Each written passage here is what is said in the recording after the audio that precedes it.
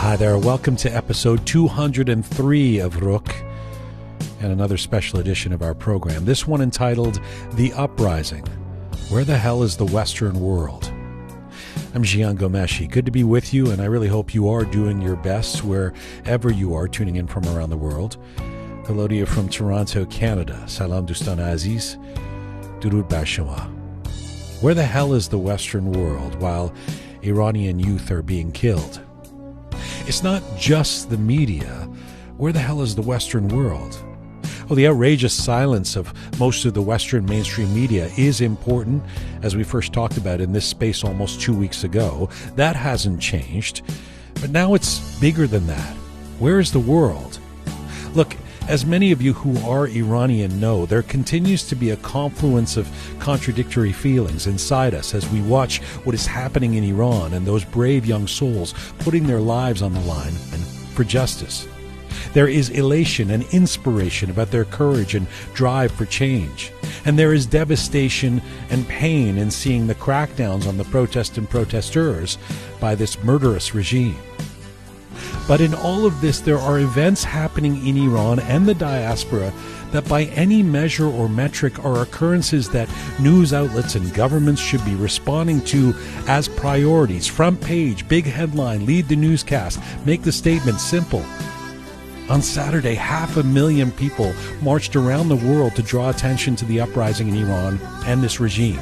We couldn't be more proud as Iranians in the West. Hell, that's bigger than the Live Aid concerts. But would you know it by turning on your cable news channel or scouring the front pages of the dailies? Would you know it in the pronouncements and presentations of Western governments? This weekend in Iran, a group of hundreds of university students at a top-notch institution were blockaded inside and systematically shot at, beaten, arrested, and detained by regime thugs. Can you even begin to imagine that happening anywhere in the Western world and not dominating the conversation and headlines for days or even weeks?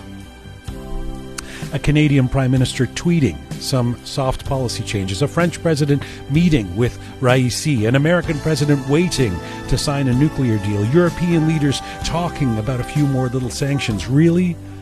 This is their response. And one is forced to search for reasons. Is it that we are Middle Eastern? Is it that we matter less because we look or sound different and have brown skin? Is it that somehow keeping this regime in power in Iran is helpful in having a convenient enemy to point to and blame things on?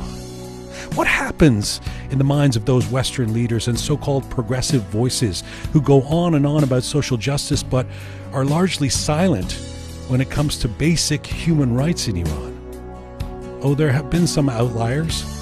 Thank you, Roger Waters or J.K. Rowling, for staying on this and saying the name Mahsa Amini more than once. But surely the West can do more. We're not talking about intervention, but attention that can support those on the ground in Iran and hobble this regime. If the time isn't now for governments, big companies, mainstream media in the West to stand up for human rights, when is it? We have another special edition of Rook today, this time themed on this very question, the uprising. Where the hell is the Western world?